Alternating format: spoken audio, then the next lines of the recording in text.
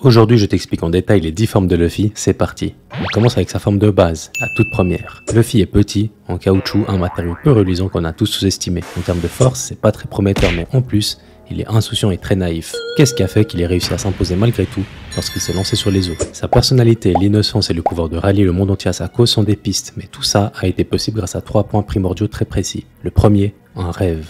Luffy veut devenir le roi des pirates, mais ça ne suffit pas. Tout le monde a des rêves. Il fallait un événement pour transformer ce rêve en une mission, en un objectif de vie. C'est au travers de Shanks que Luffy va obtenir son précieux. Il va expérimenter la piraterie dans le bon sens, le rire et les discussions, mais aussi dans le mauvais, les combats et même la mort. Il fait face à celle-ci lorsque Lucky Roux tue un brigand devant lui et vivra même la peur de disparaître peu de temps plus tard dans l'eau. Tout ça ne suffisait pas. Shanks le sauve et perd son bras. Luffy doit sa survie à Shanks et à ce bras. Il n'a pas été sauvé pour rien.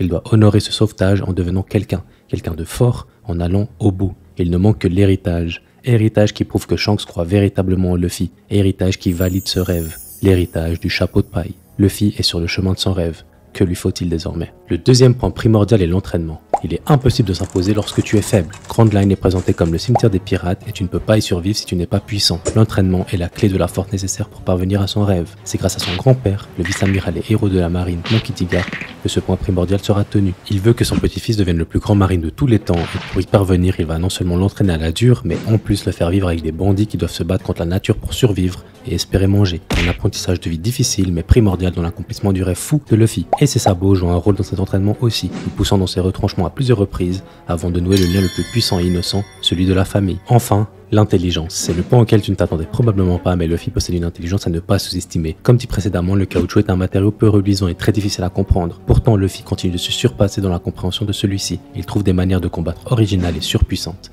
Des techniques dévastatrices qui utilisent le caoutchouc à merveille. Et ça, c'est dur. Très dur. Il s'adapte souvent en plein combat et est dans une constante optique d'amélioration. C'est cette intelligence qui lui permet d'exceller et de trouver des formes exceptionnelles qui s'adaptent à ses adversaires. En parlant de formes exceptionnelles, voici Aqua Luffy. Crocodile est le premier antagoniste du manga qui paraissait imbattable, invincible et qui va à de multiples reprises vaincre Luffy. Il fallait trouver un moyen de pouvoir toucher cet utilisateur de Loga et l'ingéniosité de Luffy va frapper. Une première fois lorsqu'il découvre que l'eau rend tangible Crocodile, c'est la naissance de Aqua Luffy, une forme où il boit un maximum d'eau pour continuellement pouvoir toucher Mr. O. Ce n'est toujours pas suffisant puisque cette forme impacte énormément sa vitesse et la puissance de ses coups. Il est lent et va perdre. Par contre, cette forme est un pilier du combat contre Crocodile puisque c'est grâce à celle-ci qu'il va pouvoir faire preuve une deuxième fois d'une ingéniosité folle. Luffy va trouver le moyen de maintenir sa puissance et sa vitesse, le sang. Le sang rend tangible Crocodile et il va finalement s'imposer grâce à cet éclair de génie. Aqua Luffy paraît être une transformation ridicule, mais c'est bien elle, caractérisée par l'expérience gagnée au travers de cet arc, qui a permis à Luffy de trouver la solution pour vaincre ce Loga.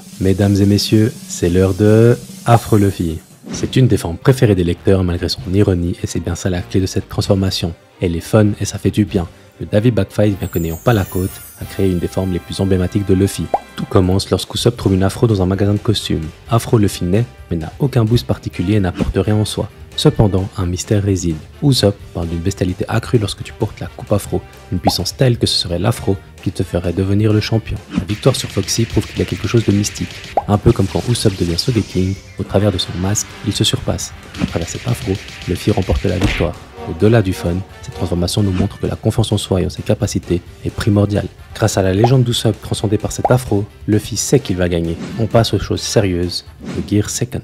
Transformation prend vie lorsque Luffy comprend qu'avec les caractéristiques du caoutchouc, il peut accélérer son flux sanguin en étirant ses organes. Il se sert de ses jambes comme pompe et ça lui permet d'avoir une pression sanguine très élevée. Plus de sang veut dire plus d'oxygène et de nutriments pour ton corps. Et cette mixture te permet d'être beaucoup plus puissant et très rapide. Il va d'ailleurs le montrer directement face à Blue Eno. Au départ, il n'arrive à rien face à lui et n'a aucune chance de le vaincre. Dès que le Gear Second est débloqué, c'est l'inverse. Blue Eno ne fait plus le poids et Luffy le détruit avec une facilité déconcertante. Le seul problème, l'endurance. Accélérer ton flux sanguin pour augmenter l'oxygène et les nutriments que tu fournis à ton corps, c'est une très bonne idée, mais ça demande une énergie folle et les nutriments ne sont pas infinis. Il s'assèche de l'intérieur pour permettre à sa puissance de passer au stade supérieur. Lors de son combat contre Lucci, celui-ci relève que d'utiliser cette transformation enlève de l'espérance de vie à Luffy. Normalement, atteindre cet afflux sanguin est inhumain. Ça devient possible uniquement parce que Luffy est en caoutchouc, lui permettant d'étirer ses organes et de pouvoir assumer cette accélération sanguine, mais c'est un contre-coup comme le précise Lucci. Ce contre-coup intervient car son énergie est drainée beaucoup plus rapidement. Son corps ne pouvant pas encaisser ce manque d'énergie, son espérance de vie est drainée. Plus il l'utilise, plus il risque d'en mourir. Après l'utilisation de cette transformation, Luffy est épuisé et a besoin de se reposer et de manger pour récupérer des nutriments. encore plus que d'habitude, marquant l'impact de cette forme sur son corps. Après l'ellipse, le Gear Second évolue et n'impacte plus l'espérance de vie de Luffy. Il arrive à pomper et canaliser le gain de puissance et de vitesse sur des membres bien spécifiques. Aussi, il comprend l'énergie et les nutriments que ça lui demande et évite d'atteindre le point de non-retour. C'est pour cette raison qu'après l'ellipse, le Gear Second ne l'épuise plus et il est capable de l'activer plus ou moins longtemps dans un contrôle total de son corps et de son énergie. Le Gear Third. Très peu de temps après le Gear Second, on découvre le troisième gear et celui-ci est dévastateur. En soufflant dans son pouce, Luffy gonfle les os de son poing jusqu'à ce qu'il devienne géant. Une forme dévastatrice puisqu'avec la taille de ce poing, Luffy peut taper avec une force surhumaine. Contrairement au deuxième gear, le Third a des points négatifs visibles. Le poing est puissant mais lent, et Luffy n'a pas un contrôle total sur celui-ci. Lorsque son poing est envoyé, il détruira tout sur son passage mais la trajectoire ne peut pas être modifiée. Ce poing a un potentiel offensif monstrueux mais il est limité dans son utilisation et ça Luffy le comprend très vite face à Lucci. Il ne l'utilisera qu'une fois, comprenant que cette cible n'est pas la bonne. En effet, Lucci est trop rapide et le Gear Third perd de son efficacité face aux adversaires comme lui. On voit que Luffy comprend ça très vite car le Gear Third ne sera utilisé que sur des adversaires assez lents et imposants après ce combat. En plus de l'utilisation contrôlée, il va même l'améliorer. Au départ, il gonfle son poing, mais aussi son bras, donnant un rendu lourd et massif qui dessert cette forme. Après l'ellipse, il contrôle la zone gonflée et garde son bras fin et léger pour pouvoir étirer son bras et accélérer les coups qu'il donne, rendant ce gear monstrueux. Comme le Gear Second, ce gear possède un contre-coup. Après utilisation, Luffy devient tout petit. Comme un ballon de baudruche, lorsque Luffy veut retirer l'air de son corps et reprendre sa forme initiale, l'air s'échappe beaucoup trop vite et c'est incontrôlable. Il devient donc tout petit, le temps que ses os reprennent sa forme originale. Ce contre-coup n'existe plus après l'ellipse car il apprend à contrôler son corps face au gonflement. Il peut gonfler et dégonfler toutes les parties de son corps à sa guise. Nightmare Luffy. C'est une forme particulière car celle-ci est due au pouvoir d'une autre personne. Moria peut voler des ombres et les rendre tangibles grâce au Kage no Mi. L'ombre hérite des manières et des capacités de l'utilisateur volé. Un vivant peut accueillir une ombre et les capacités de celle-ci si l'on a la volonté nécessaire. Plus ta volonté est puissante, plus tu peux accueillir des ombres. Mais attention, une de trop et c'est la mort. C'est comme ça que Nightmare Luffy est né. Grâce à sa volonté de faire, Luffy a pu accueillir sans ombre. En plus d'une force surhumaine, il a débloqué les capacités des ombres qu'il a en lui, comme par exemple l'art à l'épée. Cette mixture lui a permis notamment d'arrêter des coups de Oz avec la seule force de sa main. Je ne sais pas si tu te rends compte, mais Oz fait environ 3 fois la taille des géants et ceux-ci sont considérés comme dévastateurs. Alors imagine, en plus d'arrêter ce coup, Luffy va frapper et soulever Oz avec une facilité déconcertante. La puissance de Nightmare Luffy est phénoménale. Cependant, on sent que ses ombres ont un poids. Il a perdu ses caractéristiques joyeuses et son visage est fermé. Dans un corps vivant, les ombres ne peuvent rester que 10 minutes et après ce temps, elles ont quitté son corps, rendant Nightmare Luffy une relique du passé. Il n'en reste pas moins très apprécié par la communauté de One Piece et sa démonstration de force face à Oz restera légendaire. Gear Force. En plus d'être une pépite offensive et défensive, cette transformation est d'une ingéniosité folle. Quand je te parlais du Gear Third, je t'ai dit que Luffy gonflait ses os. C'était intelligent dans le principe de la forme, mais ses os étaient mis en danger puisque beaucoup plus gros. Pour le Gear Force, Luffy gonfle ses muscles. Ça lui permet non seulement de protéger ses os, mais en plus d'avoir un contrôle indécent sur sa structure musculaire. Il durcit ses membres avec le haki de l'armement avant de se remplir d'air. C'est la clé de cette forme. C'est exactement comme quand tu gonfles un ballon de sport. Plus tu le gonfles, plus il devient dur et tendu. Là où Luffy devrait simplement gonfler à l'infini comme un ballon de baudruche, le haki limite la taille de son corps et la maintient. Une fois gonflé, l'air est en constante pression et son corps est tendu au maximum. C'est pour ça qu'il ne peut pas poser le pied au sol, il rebondit. C'est exactement la même physique qu'un ballon. Plus il est gonflé et plus il rebondit. Mais c'est pas tout, un ballon gonflé ça fait mal, à cause de la tension de l'air à l'intérieur. C'est pour ça que ses coups font mal et qu'il est passé à un niveau supérieur en termes de puissance. Il reste une particularité intéressante à cette transformation qu'est le Gear Force. Son corps reste élastique malgré le haki. C'est dû à la connaissance parfaite de son corps en caoutchouc. En s'imprégnant de haki, il laisse volontairement des zones qui n'en ont pas, ce qui permet de garder une élasticité qui non seulement lui permet de faire rebondir les attaques adverses, mais aussi de pouvoir attaquer en utilisant des attaques comme Gatolingu, qui utilise activement la particularité élastique de son corps. Luffy a réussi à créer le haki élastique.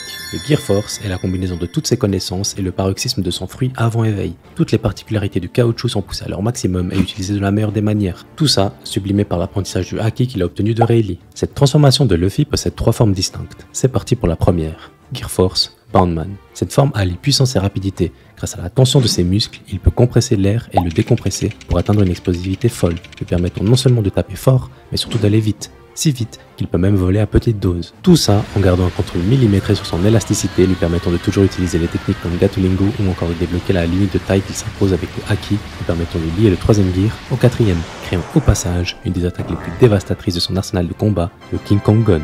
Gear Force Tankman. Là où le Bondman est versatile, Tankman oublie la rapidité et ne se concentre que sur la défense et l'offense. Cette forme est spéciale et naît lorsque Luffy mange le biscuit de Crackers, le faisant grossir et devenir énorme. Cette forme est d'autant plus marquée par l'ingéniosité de Luffy car elle n'est probablement pas prévue et il l'a créée grâce à une adaptation. Son corps étant beaucoup plus gros que ses autres formes du Gear Force, il a d'autant plus de marge pour utiliser son fameux haki élastique et peut aller jusqu'à absorber la lame de Crackers, puis son bras, le maintenant avec une force surhumaine puisqu'étant rassasié. Jusqu'ici on ne retrouve que le côté défensif de la forme, mais grâce à celle-ci, Luffy va one-shot Crackers. Gear Force, Snake Man. Cette forme se concentre sur la rapidité. Elle est primordiale car elle permet à terme de donner des coups plus rapides que quiconque, à la manière de Bellamy, qui rebondit encore et encore, accélérant et atteignant une vitesse folle. Le problème de Bellamy, c'est qu'une fois qu'il décide d'attaquer, il met en danger son corps entier et ne peut s'adapter que s'il y a un mur. Là où Luffy, on voit ses deux bras, les contrôle, plus il rate, plus le mouvement est accéléré. À l'inverse de Bellamy encore une fois, partout où ses bras passent, il reste, quadrillant la zone et donnant de moins en moins de marge de manœuvre à son adversaire. C'est dévastateur car grâce à cette forme, il arrive à surpasser le haki de l'observation de Katakuri, un haki qui lui permet de prédire le futur. C'est expliqué par le fait que malgré cette prédiction, les bras de Luffy finissent par aller si vite que le temps de réaction n'est plus assez grand et même s'il arrive à le voir, les coups lui touchent bel et bien. Inutile de préciser que des coups portés à si grande vitesse font mal, très mal. Gear 5. Les tambours de libération sonnent et l'éveil du fruit de Luffy s'élève au travers d'une pleine lune. La particularité de l'éveil d'un fruit est de pouvoir affecter l'environnement avec les caractéristiques de ton pouvoir. De cette manière, Luffy peut transformer ce qu'il désire en caoutchouc. Il le fait avec le sol pour envoyer l'attaque de Kaido, mais aussi avec un éclair qu'il transforme en caoutchouc pour s'en servir comme arme. Beaucoup parlent d'une forme de cartoon, et c'est exactement ça. Si tu devais lier une matière à la formule des cartoons, c'est le caoutchouc. Ça te permet une liberté infinie sur la taille et sur les formes. C'est l'imagination qui parle, et c'est là l'essence de Luffy. Il peut devenir un géant, entourer sa tête autour du kanabo de Kaido pour ne pas se faire frapper, rebondir sur les murs, et arrive même à rendre Kaido caoutchouc. Les possibilités sont sans limite. Cette forme est une bouffée d'air frais dans l'escalade de puissance tout en restant parfaitement logique avec l'œuvre et son protagoniste. Luffy est la description naturelle de ce fruit. Depuis les prémices de l'œuvre, on ressent le côté troll du caoutchouc et ici, il est poussé à son maximum tout en étant dévastateur en combat. Lorsqu'il s'éveille sur le toit, même ceux tout en bas du dôme ressentent son haki et comprennent que c'est Luffy, par la bienveillance de celui-ci mais surtout la puissance de cette aura. Évidemment, ça ne suffit pas. Sous cette forme du Gear 5, Luffy possède une puissance hors norme. Il arrive à soulever Kaido comme si c'était une chips,